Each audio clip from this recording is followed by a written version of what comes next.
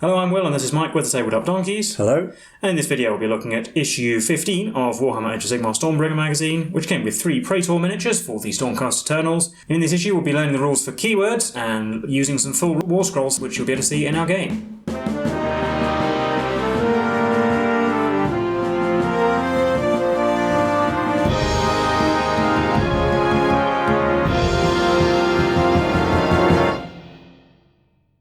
But we'll have a look through the issue. So first up we've got some more background on the cities of Sigmar, which are the sort of bastions of civilization in the mortal realms, occupied by ordinary folk who are protected by the armed forces of the Forces of Order. We've already learned about Excelsis in a previous issue, but there's 3 more here. So we've got Hallowheart, which is built around a deposit of arcane minerals, which means it's very wealthy. Hammerhall, which is the largest city in the mortal realms. It's actually got a realm gate in the middle of it, so it exists partially in the realm of fire and partially in the realm of life. The two halves working together for mutual benefit. And Misthaven, I think is the way you pronounce that, is a city in the realm of shadow, which is a nexus of nefarious activity, piracy and other underhand dealings. But nevertheless, it does stand as a bastion of order in that mysterious realm. And then we're straight on to the build guide for the Praetors. These are push-fit miniatures, so you don't need to use glue, although as usual we would recommend it. Each one has the option for a bare head or a helmet, and it doesn't mention there's also another head and a spare halberd you can use for the Prime, but we don't need to build a Prime because we've already got one. So there's the instructions for the other 2 there. And there are also 3 little base details that you can put on any of them. There they are with the exclusive Prime miniature there. Then the painting guide for them is just the same as the Prime, so applying all the usual colours. Make sure to be careful with the white on the inside of the cloak, to put several coats to make it get a good colour. There they are again with the Prime up to this point. But now we'll be moving on to our game, so I'll hand you over to Mike and we'll look at some new rules. So we have quite an important new rule to learn today. We're learning about keywords. Every unit will have multiple keywords, which is sort of a shorthand to usually identify what group the unit is a part of, but also other things. And these keywords interact with certain rules. So you can see you've got the Vindictors and the Knight-Arcanum here. They're both Stormcast Eternals units, so they're part of the Order Grand Alliance. They both wear Thunderstrike armour. The Vindictors are part of the Redeemer Conclaves, whereas the Knight-Arcanum is a hero, a wizard and a knight. And also every unit has its own name as a keyword, so the Vindictors and Knight-Arcanum have those as keywords. And then the killer boss with Stabgrot below is part of the Destruction Grand Alliance. He has the Orruk War Clans and Cruel Boys factions, because the Cruel Boys are a sort of a subgroup of the Orruk War Clans. He is also a hero. He has the Orruk Hero, but there are other creatures in the Cruel Boys like Hobgrots and Troggoths. So you can see how these keywords interact with each other. So the killer boss with Stabgrot has a rule called All Part of the Plan, which means that nearby Cruel Boys units, if they fail a battleshock test, only one model runs away, and you can see the gut rippers of the Cruel Boys keyword, so that rule would apply to them. Obviously if you had any other factions or whatever in your army, it wouldn't. And similarly for the Lord Imperator, he has the Guided by Lightning special rule, which affects Stormcast Eternals Thunderstrike units, so the Vindictors benefit from that, but other Stormcast Eternals might not. And here we have a War Scroll for the Swampcaller Shaman, and this is actually the full War Scroll which we'll be using for the rest of the magazine. So his weapons are the same as are his stats in the 4 quadrants there.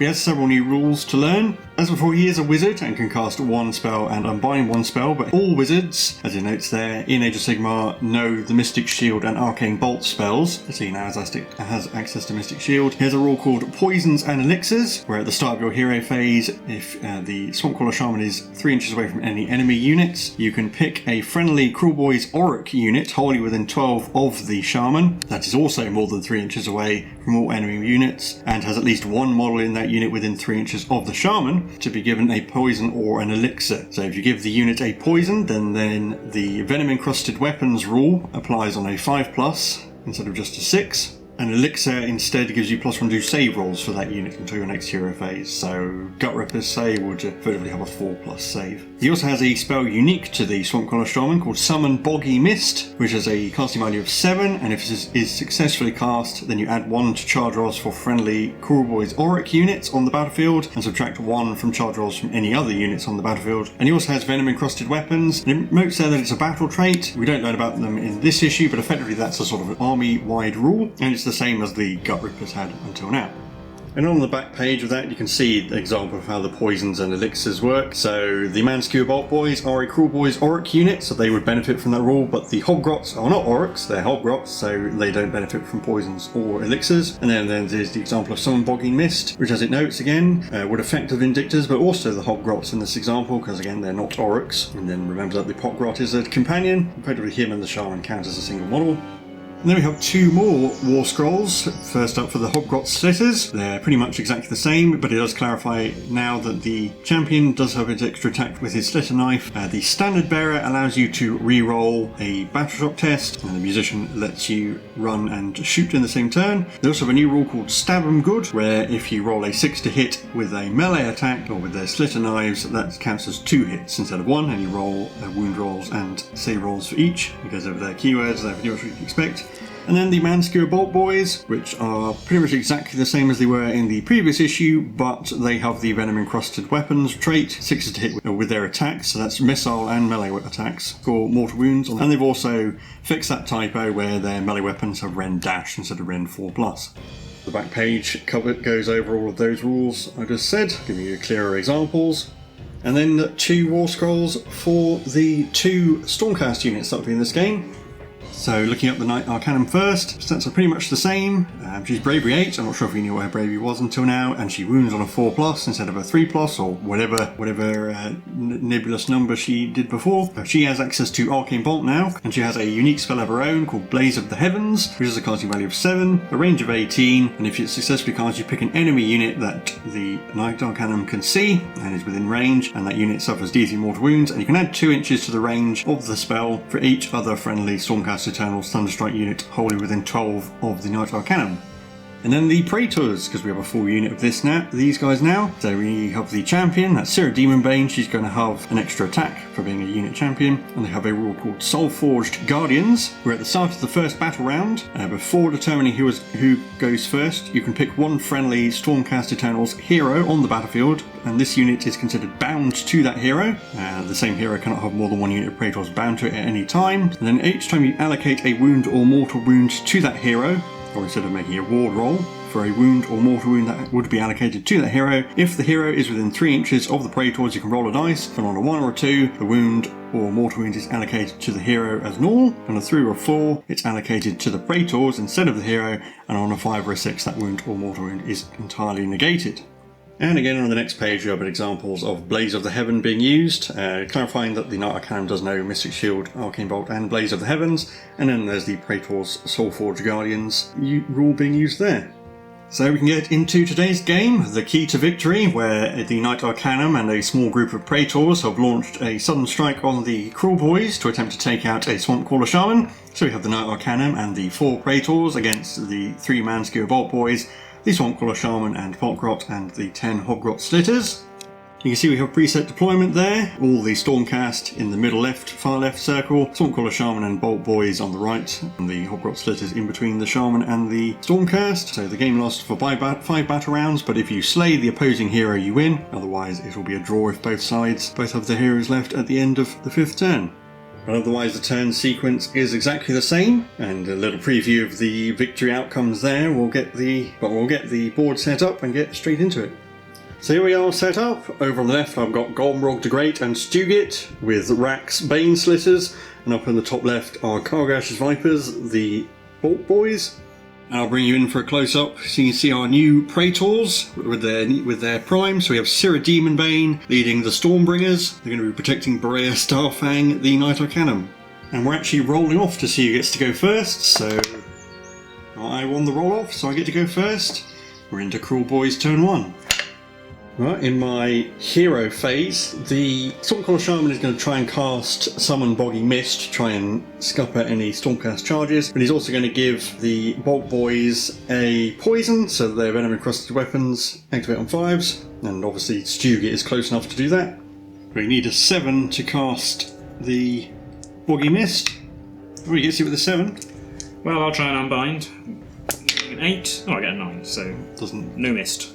Right, in my movement phase, we're going to use some cunning and pull the Hobgrots back to form a wall around the Shaman, while the Man-Skewer Bolt Boys are going to shoot. And they're just all in range of the Knight-Arcanum, so you might as well shoot at her. So we have 4 shots now, because the Kargash, the champion, has 2. These hit on 2s, and 5 pluses do 2 mortal wounds instead. Oh, we got 2 5s, so that was a good use of a poison. 1 regular hit that wounds on a 3. It does not, so just 4 mortal wounds to the Knight-Arcanum. But thanks to their Soul Forge Protectors rule, the Praetors might be able to help ignore that, so I roll these 1s or 2s, they go through. 3s or 4s, the Praetors take damage, 5 or 6 are ignored entirely. So 2 are ignored, 1 goes through to Borea, and 1 is on the Praetors. So one of the Praetors goes down to 2, Borea goes down to 5, but then we're on to the Stormcast turn. So in my hero phase, the Hobgrots are in range of Blaze of the Heavens, but I'm actually going to try and cast Mystic Shield. Meaning 5, getting just 5, just about. Gormrog will try and unbind. He does so with a 7. And I think both my units are going to run in the movement phase because we're a long way away to make charges. The Praetors rolled a 4 and Borea rolled a 5, so they get to about there, but obviously you can't charge, so that's the end of my turn. So we're on to Cruel Boys turn 2. And then in my hero phase, we'll do a poison on the Bolt Boys again, and this time I think we'll try and cast Arcane Bolt. Gormrog needs a 5 to cast Arcane Bolt. He is successful with a 9. Try and unbind, needing a 10. Nope. The Praetors are the only unit in range, so they take D3 mortal wounds, just 1. So in my movement phase, the Hobgrots just moved up normally, getting all within 8 of the Knight-Arcanum. They'll do their shooting first, and they'll throw their grenades at the Knight-Arcanum as well. So we have 10 shots hitting on 4s, and then 6 hits wounding on 3s with grenades. It's only 3 wounds. 4 plus saves. So we take 2 wounds potentially, but I'll try and pass them off to the Praetors again. Same as before. Oh, ignore both of them. And now the Bolt Boys, they'll keep shooting at the Knight-Arcanum. So 4 shots on 2s again. 5 pluses do mortal wounds instead. So 3 hits, no mortal wounds. These wound on 3s, getting 1. 4 plus, made it.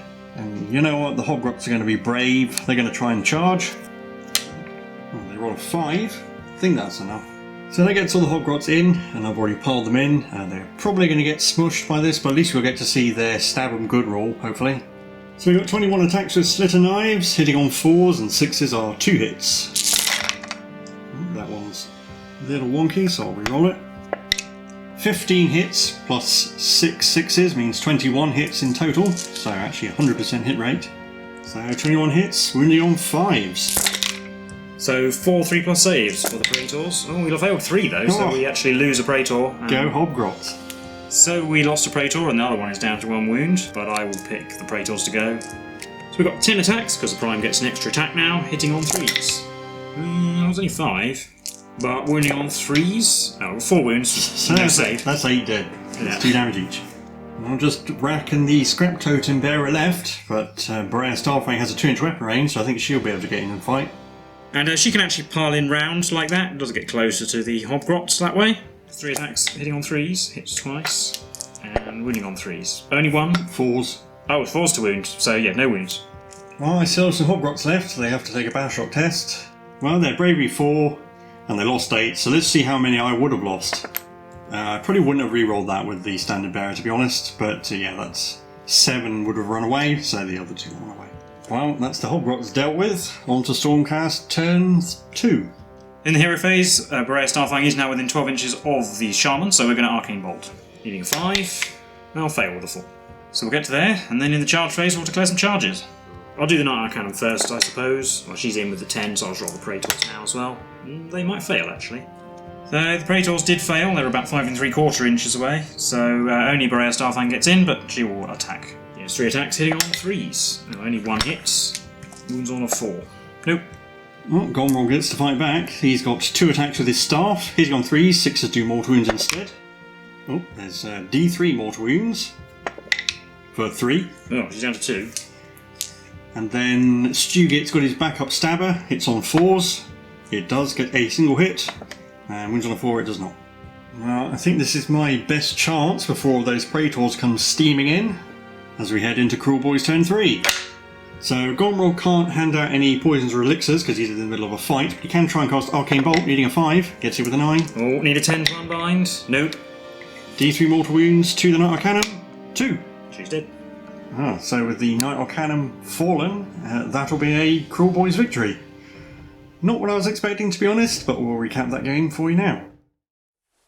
Well, that was the game for issue 15 of Warhammer Age of Sigmar Stormbringer magazine. How did you think that went?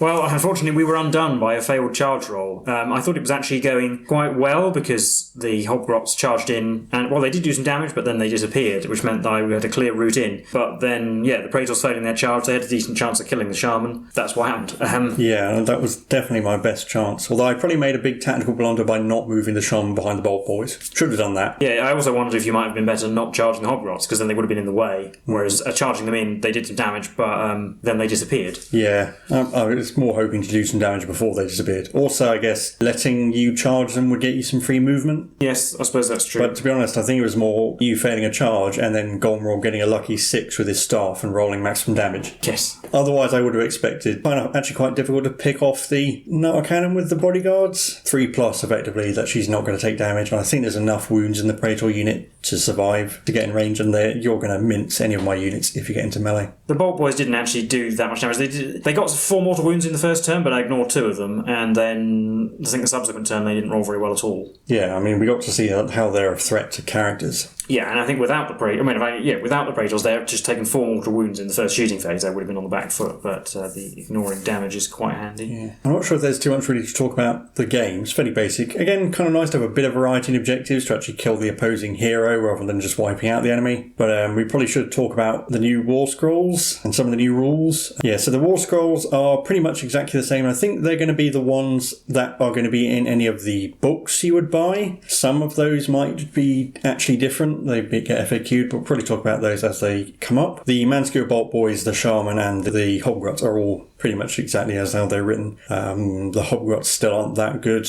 Being able to reroll a bravery test is amusing at the very least with their bravery 4. You probably want to be careful with it because you might end up losing more than you would have if you hadn't rerolled it. And getting extra attacks in melee is nice, I suppose. It's not enough to turn them into a dangerous unit. The Shaman with the elixirs, I think especially actually, is quite handy. Kind of annoying to use because you have to be so close to friendly units, but getting a Gut Rippers unit +1 save or +1 to their venom encrusted weapons actually on a unit of Gut Rippers is pretty deadly as well. Probably use that on far more often. Yeah, and the fact that it still works on... Well, the fact that venom encrusted weapons works on range units as well makes the Bolt Boys quite scary. Yeah. Or the Kill Bow as well, I think it would work on. Yeah, fortunately we don't get as many Orruk units as I would like for the Cruel Boys, especially since his spell as well debuffs parts of your own army. And then the Knight-Arcanum, her spell is quite nice. It's got quite a long range and much longer range than Arcane Bolt, and we're still using sort of the simple version of Arcane Bolt. It is slightly more complicated, so at the moment you're probably just going to use Arcane Bolt if you're within 12 inches, but otherwise that longer range spell is actually fairly handy. And seeing as she never seems to do very well in melee, it fits her being more of a support character. Yeah. Yeah, 18-inch targetable D3 mortal wounds with potential for extra range is reasonably good as Age of Sigmar spells go, certainly on base level wizards anyway. And the Praetors, they're really cool models. I think I said before I like fantasy polearms, and halberds are my favourite flavour of polearm. These are right up there. It's probably one of my favourite Stormcast units to look at. Yes, and I actually think the 3 we get this issue, I prefer all of them to the exclusive Prime model, to be honest. They have more of an action pose. Yeah, I know. She's got more of a sort of a statesman pose. Yeah, it's the cloaks, I think, that make them. If they didn't have the cloaks, they'd probably look a bit naff. And we spoke about their bodyguard rule already. It's pretty good for when you need to protect a hero. Yeah, just the chance to completely outright ignore damage. Yeah, it makes it harder to pick off heroes. Yeah, so it's a bit of a hard choice. You can try and pick off the hero at the risk that you won't do any damage at all, or waste time effectively dropping all the Praetors. Yeah. That's quite a big bundle of wounds, and they got good saves, and they do flat 2 damage in melee as well. They got more attacks than Vindictors. Quite dangerous in melee. Probably the only thing we should say though is that technically, if you're using the full rules, 4 models is not a legal size of unit for Praetors. Yeah, they normally come in 3s, obviously, because you get 3 in the kit. There are rules for having larger units. I'm not entirely sure how it works. Normally when you increase the size of a unit, you double it or triple it. So you would either have a unit of 3 Praetors would go to 6. So I'm not sure how going forward fit in. Nor if you were using models from this collection, you'd just have 2 of the regular Praetors and the Prime. That would be fine. Yeah, and that's why they don't tell you to build the Prime, because you do get the parts to build one of these 3 as a Prime, but you don't need one because you've already got one. Yeah, although it probably is worth getting multiple copies of this issue if you like Praetors, because I'm not entirely sure. I haven't looked at the Stormcast range in a while, whether you can buy Praetors on their own or whether they're only part of one of these starter sets. Because these are pushed together models and they are part of one of the starter sets. I suspect, given how past magazines have worked, they probably won't ever actually mention the rules for reinforcing increasing unit size, and because all the units are fixed size anyway, so it's probably just always going to be a unit of 4 Praetors, and they'll never actually mention that this is not technically I don't think in the grand scheme of things having an extra model is going to make that much difference. And obviously this is narrative flavour of the magazine, so 4 Praetors is fine. It's just that you might run into some confusion if you were to use them. And we did roll randomly for the name, and you got Stormbringers, which is very appropriate considering it's led by the collection specific model. But otherwise they're fairly similar. Basically the same painting wise as the other Stormcast. They're not too difficult, and they look really cool. So I don't have much more to say, and others as well, so we'll leave it at that. And if you like this content, do leave a like and subscribe. Let us know how you've been getting on with Stormbringer. We've been the Tabletop Donkeys, and we'll see you in the next one. Bye for now.